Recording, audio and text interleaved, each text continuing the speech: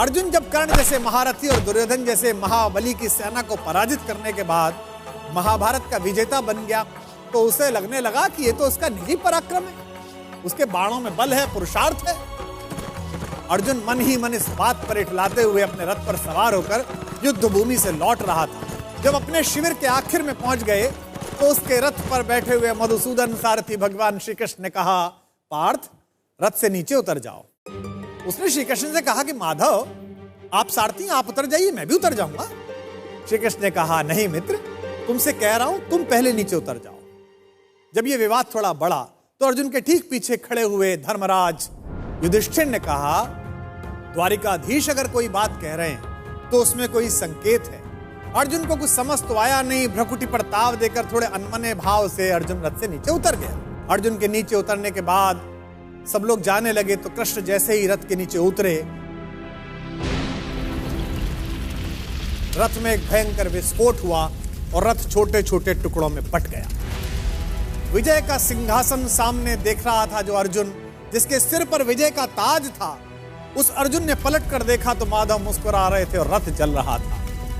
अब उसे यह तो समझ में आ गया कि उसके सखा श्री कृष्ण ने उसे रथ से नीचे उतरने के लिए क्यों कहा, और उसे विस्फोट का कारण अब भी समझ में नहीं आया था। अब उसने विनम्र भाव से अहंकार का तिरोहन करते हुए माधव से पूछा कि माधव, यह क्या लीला है? कृष्ण ने मुस्कुराते हुए उत्तर दिया कि पार्थ, युद्ध के इस दौरान इस रथ पर कई दिव्य शक्तियों का प्रयोग हुआ।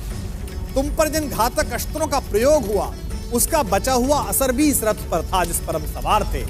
लेकिन वे सारे अस्त्र शस्त्र और वे घातक शक्तियां केवल इस कारण से काम नहीं कर रही थी कि मैं वहां उपस्थित था। अगर आज मैं इस रथ से तुमसे पहले उतर जाता अर्जुन, तो इस युद्ध को जीतने के बाद भी तुम जीवित ना हो।